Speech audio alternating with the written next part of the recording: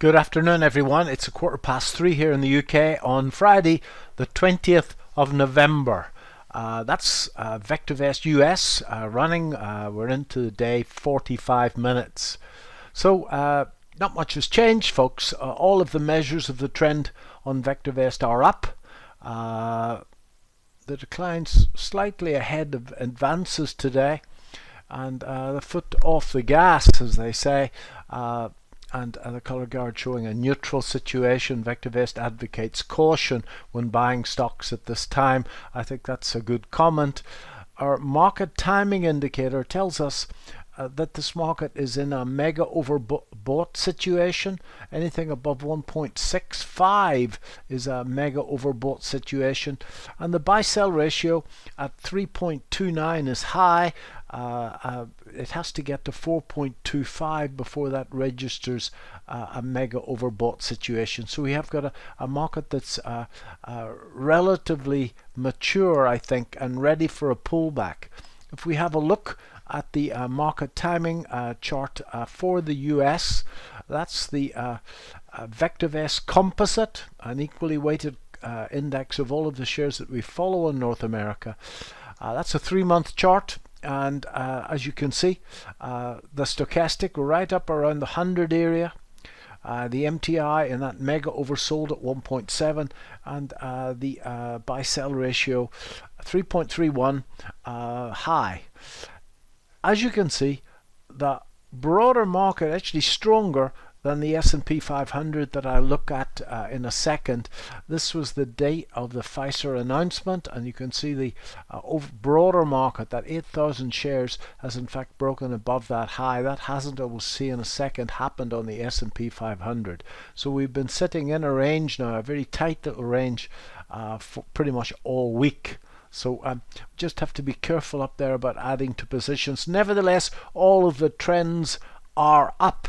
Let's have a look at the S&P 500, and that's the S&P 500, folks. That's the Pfizer top. As you can see, we haven't made a new top there, and that, I know I keep rabbiting on about my Fibonacci levels, but that is 78% of that to the tick. That level is 36.40. I will not be happy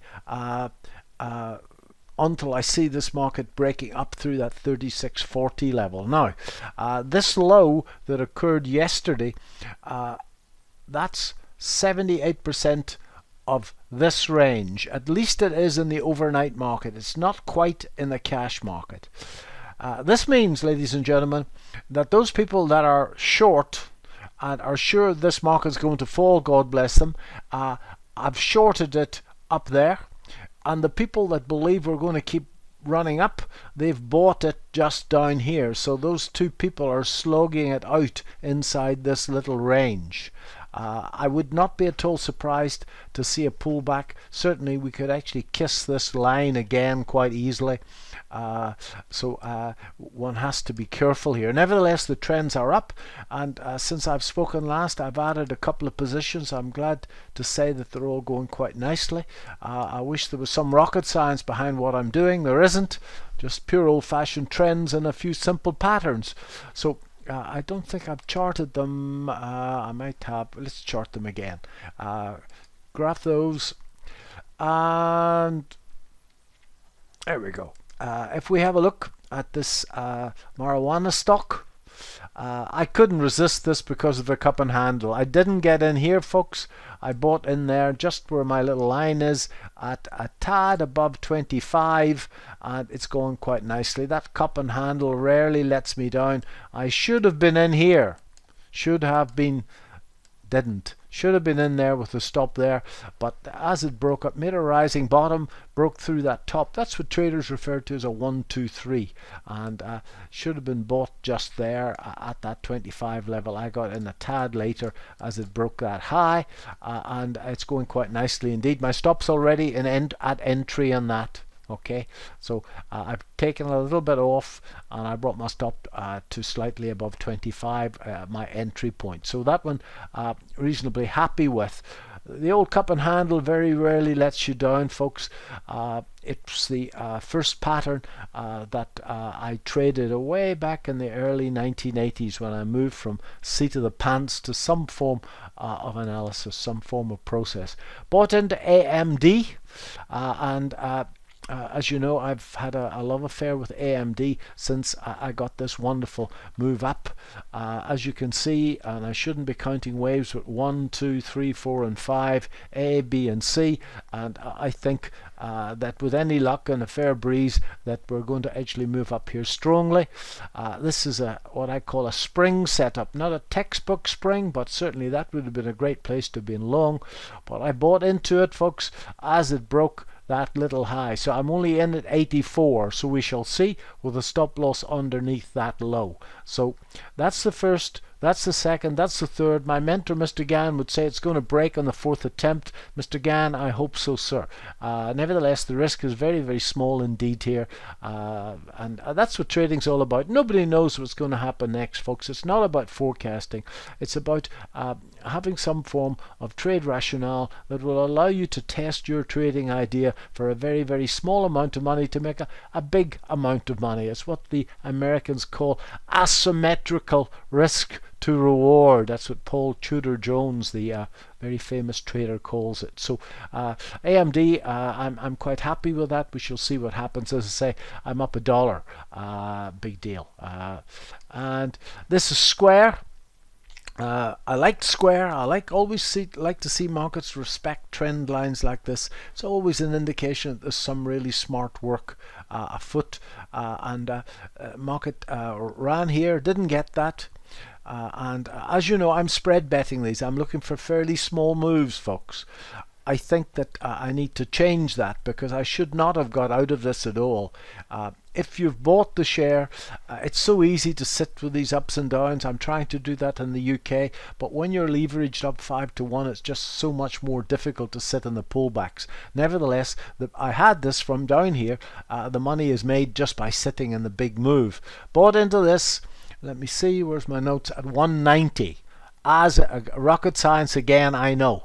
1, 2, 3, and as it broke through this top, should have got in there but didn't. Got in at 190. It's at 197, and with any luck I'll get my stop loss up to entry through here. Then I think we can go a long way on Square. So that's Roku, and Roku, beautiful trend. The fundamentals here are not great, but the trend was wonderful. As you can see, those of you that are doing my swing trading course, it pulled back to that last old top, and that's always a good place. That's a sure sign that there's some institutional people. I'll put on the 21 and the 55.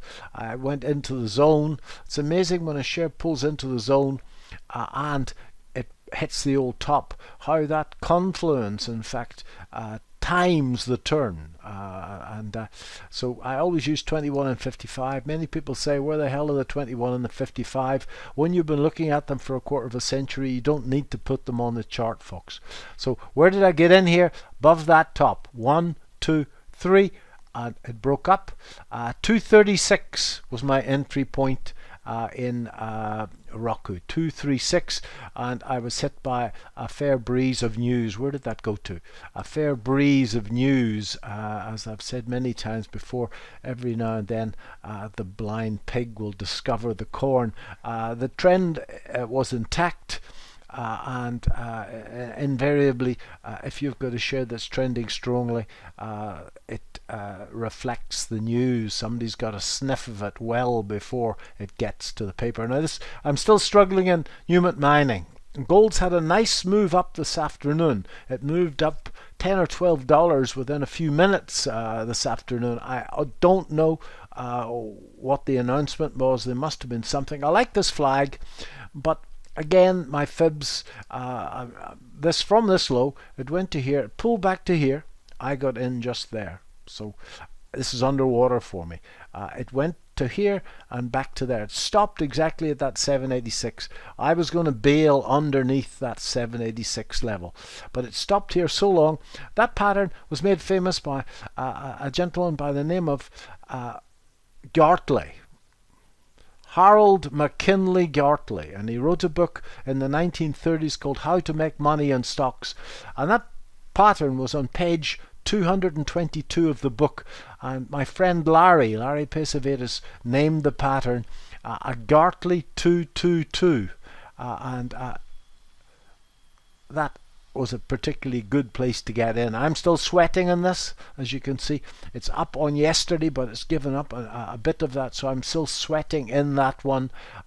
We shall see what happens. So that's what I've been up to. I wish it was rocket science. All I'm trying to do is to find a share with good growth fundamentals that's in the throes of a strong trend. Many of them I've been much better if I just sat in them for the last 6 months, but as I say, I'm spread betting them with leverage for income, and handling the pullbacks with leverage is really, really difficult indeed. So that's what I've been up to. So let's have a look at the UK. There's the UK. That was last night's close, and we have a very similar situation in the UK. Market timing indicator at 1.61. The buy-sell ratio has been over 4, so we were close to a mega overbought situation. So we've got a market that's come a long way that probably needs a pullback. As you can see, VectorVest advocates caution when buying stocks at this time. That's a very healthy sign. 813 on a buy, 203 on a sell. We haven't seen that for a while, and the fellows at Bloomberg say that that run that we've had in the FTSE 100 is the highest momentum move we've seen in the index in quite a spell. If I have a look now, and I haven't done anything here, I have money available to buy polymetal and I'm hoping we're going to get a close above 1900. If we get a close above 1900, I have cash put on one side to buy a gold stock. I haven't done that yet. I was very close to it just before the Pfizer announcement. Just as well I didn't. Sylvania has been great for us, so let's just chart these, folks. In the UK portfolio, I'm doing my best not to be a swing trader and to let the darn things run. It's taken a great deal of strength to do that, and I've written about that this weekend in the VectorVest essay, for those of you that get it. But that's Sylvania Platinum. That's my entry point from that outside day. There's my 21 and 55. It gave us a few frights along the way, but that's just the way it is. Okay, it pulled back here a little bit. It's come a long way. Without a doubt, it's going to be bid at 70. For sure. So anybody chickens out, it's going to go to 70, but the platinum price has had a great run, and the technical target here, folks, is about £1. So let's just hope that is going to be the case. Plus did what shares do. It pulled back to this confluence of the trend line and the old top. All shares do that. It didn't do that by magic, folks. It did that because that's where it was bid. And I assure you that institutional traders, if you spoke to them about a stochastic or a MACD, they would think it's a pub around the corner. They draw some very, very simple lines on the chart. And as you can see, it went this little bit of pessimism. It went down below that. Somebody panicked there, but it was bought, and that was used as a really good place for institutional people to get back in. There's the earnings per share rising. I think that the CMC results yesterday, which were wonderful, CMC in the same industry as Plus, probably give it a bit of a boost, but if you want to get the big moves, you have to handle these pullbacks to old tops. That's just the way it is. Otherwise, you're going to get stopped out. You'll be, unfortunately, what happens to most people is that they get out there. After buying up there, they get out here. I've seen people make that same mistake for a generation. As you can see, if I draw this carefully, that confluence comes into place. So that's good. We just got to sit. The money's made by the sitting, not by the thinking, folks. That's Lion Trust Asset Management. doing its best to break out of this. There's a lot of resistance here from that February high. It's doing its best, so it's got to be given the benefit of the doubt. That's Avon Rubber. As you can see, ran the stops down there. See how it went down there and then reversed in the 1 day, and now it's pushing 1, 2, 3. We probably get another pullback before it goes. So moving averages are still good. Earnings per share is still good. Needs to be held. That's the GB Group. Wonderful push on earnings here. Came back. I assure you that it was bid here at £8 and it's now starting to move up. That's Team 17. I like it. Came back here in 3 waves into this consolidation, and a very strong growth story here, folks. Over the last year, it's grown earnings from 11 pence to 18 pence. You know, that's quite something in this environment. Clearly, gaming, the sentiment is that we're all sitting at home doing very little else but gaming, and that's wonderful situation here in CCC. Pulled back a little bit with the Pfizer announcement, but has to be given the benefit of the doubt, I think. Cranswick, well, it came off that 78% retracement. Look at the earnings per share. Clearly, we're going to get our right shoulders here. So I would suspect that it went above that high. A lot of people would have bought into it up here. It's now going to come back and test their patience. It has to be held. That's Games Workshop finding support at that old high. You see the common theme that's running through here. If you want the big ones, you got to handle this. And clearly, I keep telling people at our Q&A sessions that all trades end badly sooner or later. If you'd sold that exactly at that 120, I can pretty much guarantee the darn thing will be 150 now. So you have to decide, are you going to sell out at a target, or are you going to actually try and hunt for the big winners? In this particular account, I'm trying to do something that I haven't been that successful with over the years, is letting them run. So that one's going. This is Halma. Great results yesterday. Unbelievable results. Clearly in the price. It's left the February high a mile behind. This is a great stock. That's Tristel. Earnings per share growing, pushing on these highs, has to be held. It's on a buy recommendation. And that's JD Sports, pushing on highs as well, has to be held. This is Hilton Foods. In this time frame, doing absolutely nothing at all. If you look at over 5 years, you get an idea of the pedigree of the share. It's left the February high well behind. I wouldn't be at all surprised, folks, to see it take out that low of sometime in the middle of this year. That's where all the stops will be, and that's where the liquidity will be, and sooner or later I would suspect there's a big bank of orders down there, and if somebody panics, then it'll go to the bid. So don't be at all surprised if you see a spike down underneath that low. That's going to test or resolve. But it looks much better on that time frame, and it would be what Mark and Bill and our other Mark from Godalming calls an earnings per share king. Those are the 3 men that have championed the earnings per share king, and you would think after all these years I would have the wit to take the ringer off the blessed telephone before starting these.